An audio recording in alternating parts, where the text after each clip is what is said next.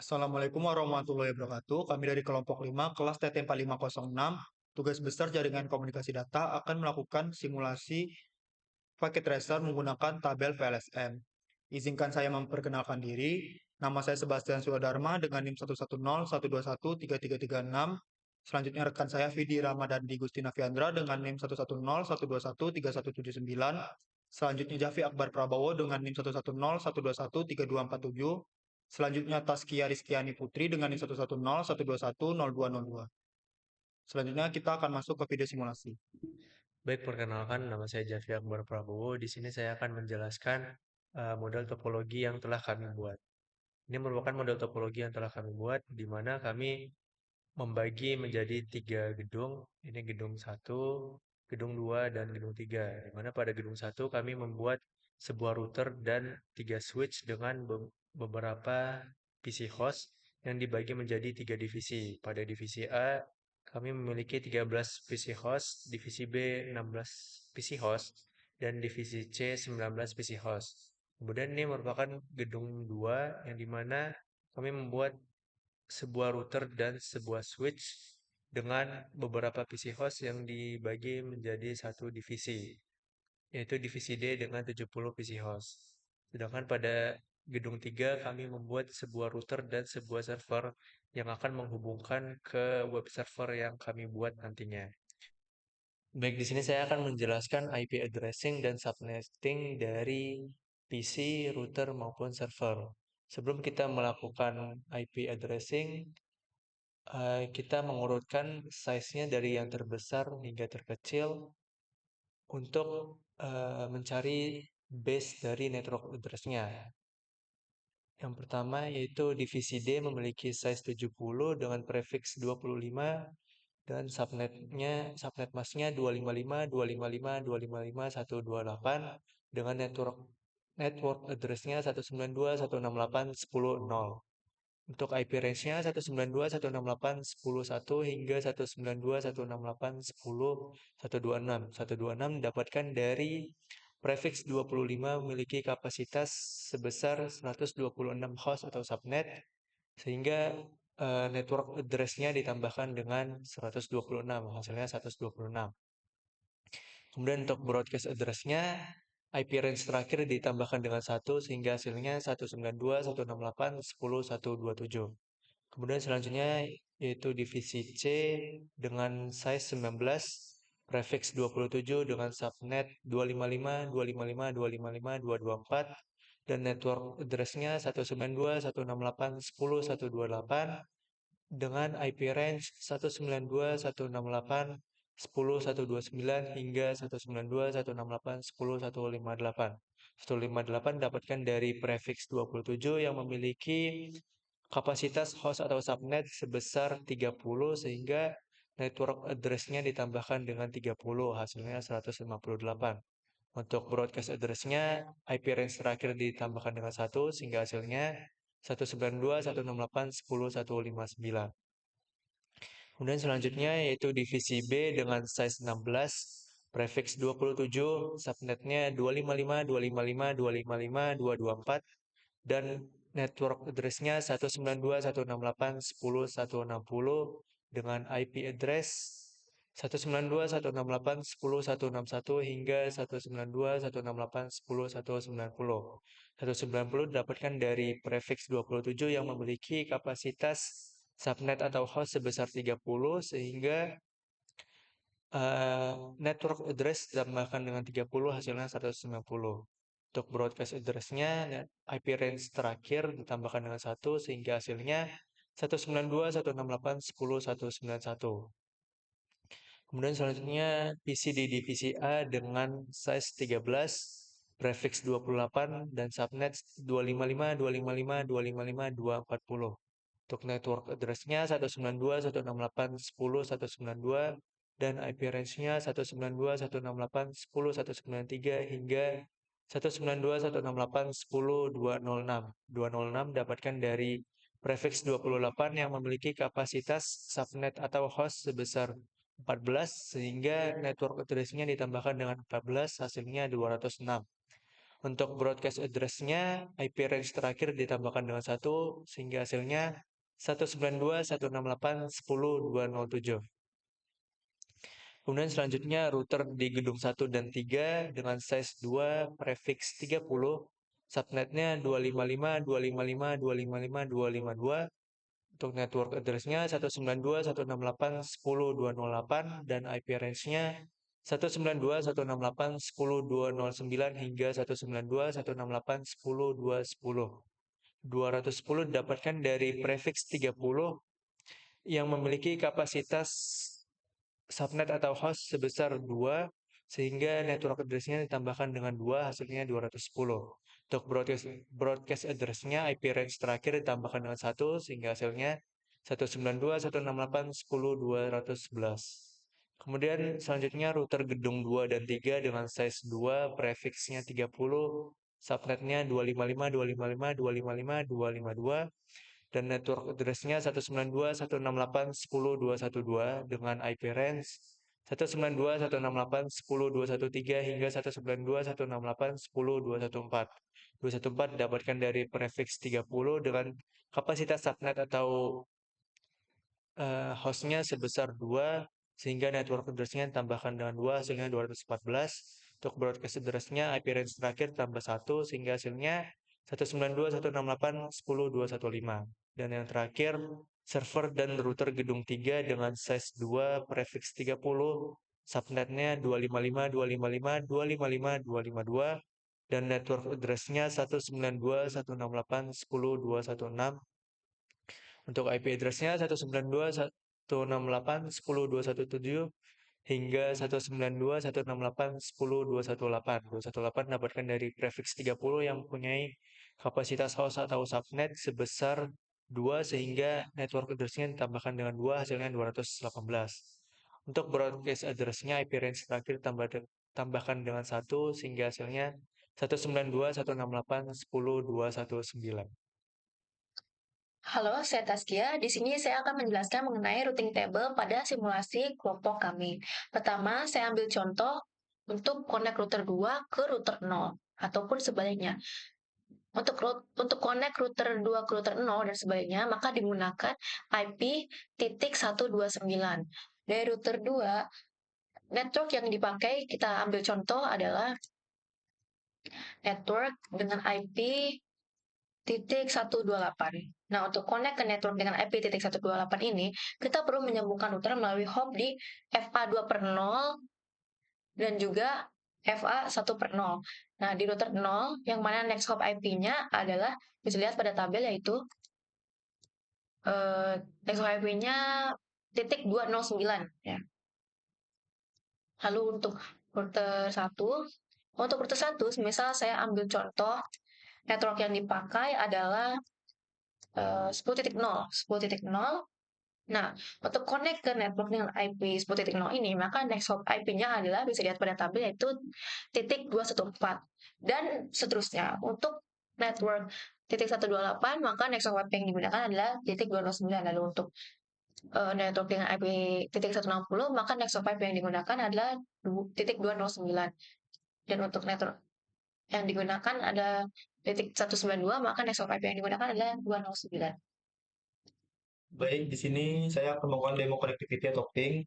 Pertama kita akan melakukan ping dari PC 0 di divisi A ke PC-PC lain di divisi B, C, dan D, dan ke server.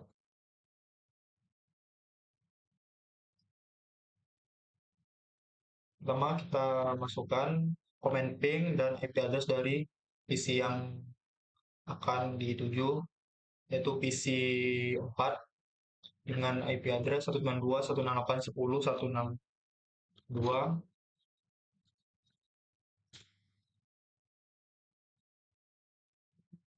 Kita bisa lihat di sini ping berhasil dengan paket yang berhasil dikirim 4 dan tidak terdapat paket loss.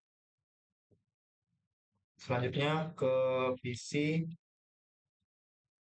3 di divisi C dengan IP address 192.168.10.130.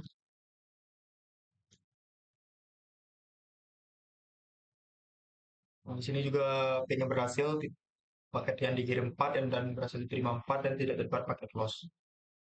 Lalu di antar gedung itu ke divisi D dengan isi 6 dengan IP address 192.168.10.126.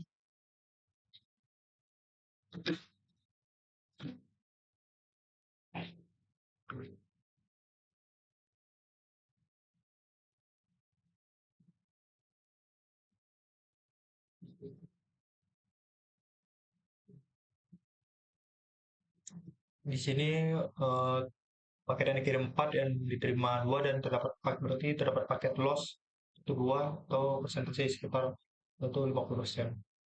Yang terakhir kita akan melakukan ping ke server dengan IP address server yaitu 192.168.10.218.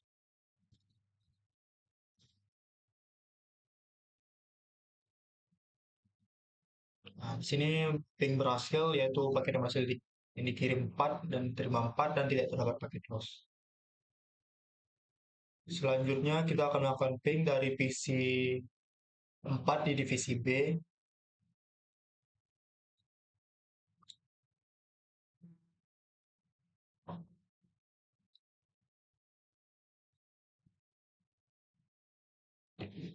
Pertama kita akan melakukan ke PC 0 divisi A dengan masukkan komen ping lalu IP address PC 0 yaitu 192.168.10.194.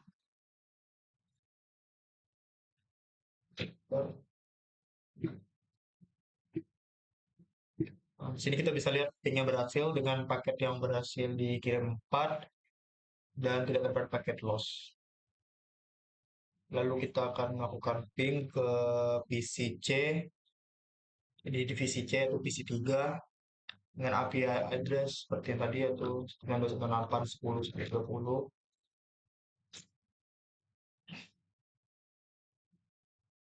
Di sini kita bisa lihat pingnya berhasil dengan paket yang dikirim 4 dan diterima 4 dan tidak terdapat paket loss.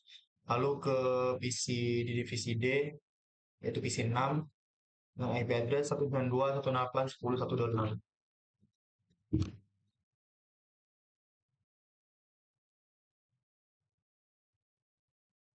Kita bisa lihat di sini ping juga berhasil dengan paket yang dikirim 4 dan diterima 4 dan tidak terdapat paket loss. Lalu terakhir kita akan melakukan ping ke server dengan IP address 192.168.10.218.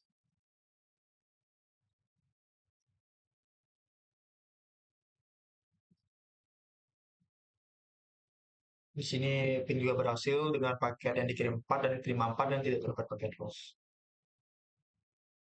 Lalu selanjutnya kita akan melakukan ping dari PC di divisi D yaitu ke divisi C yaitu PC 3 ke PC lainnya.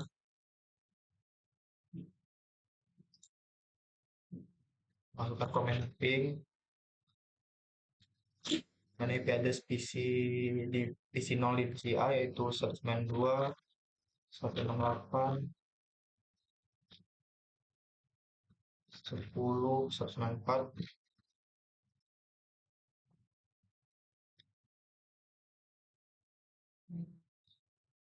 Nah, di sini ping berhasil dengan paket yang dikirim 4 dan diterima 4 dan tidak terdapat paket loss. Lalu ke PC di divisi B yaitu PC 4 dengan IP address 192.168.10.162.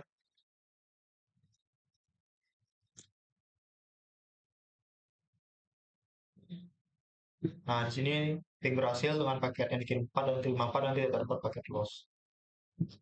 Lalu ke PC di divisi D yaitu PC 6 dengan IP address 192.168.10.126.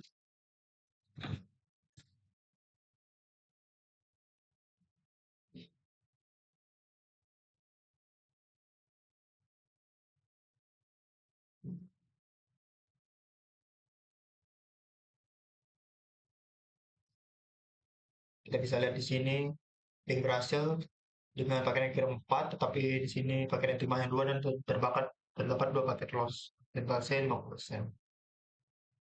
Terakhir kita akan melakukan ping ke server dengan IP address server yaitu 192.168.10.218.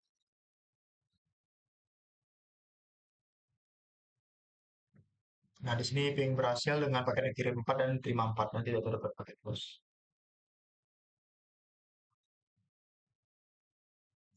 Lalu yang terakhir kita akan melakukan ping dari PC 6 di divisi D.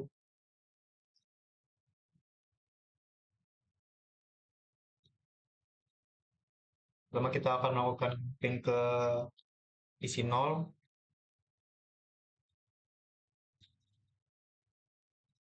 Ping 192, 194.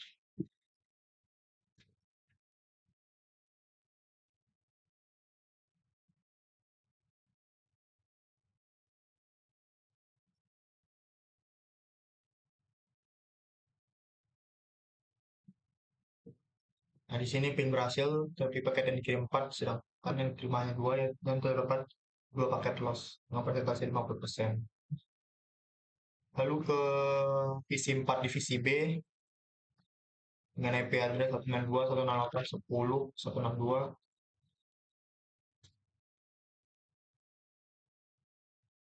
Tapi bisa lihat di sini pingnya berhasil dengan paket yang dikirim 4 dan diterima 4 dan tidak terdapat paket loss. Lalu ke PC divisi C, divisi 3 dengan IP address 192.168.10.130.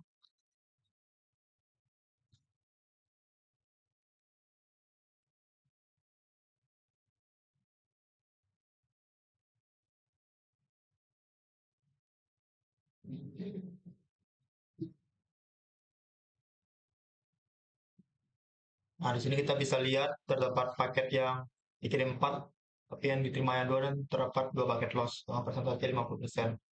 Yang terakhir kita akan melakukan ping ke server. Nah, IP address 192.168.218. Nah, di sini kita bisa lihat ping berhasil dengan paket yang dikirim 4 dan yang diterima 4 dan tidak terdapat paket loss. Baik, saya Vidya Mandani Kusnavenda akan menjelaskan tentang ERP table. Jadi ERP table pada Cisco ini akan muncul ketika kita melakukan ping dari PC menuju ke IP address pada sebuah switch. Seperti misalkan switch 1 dengan IP VLAN-nya berikut 192.168.10.165. Kita coba ping dari PC 4. Kita coba ping 19165, maaf, 165. Kita coba ping dulu.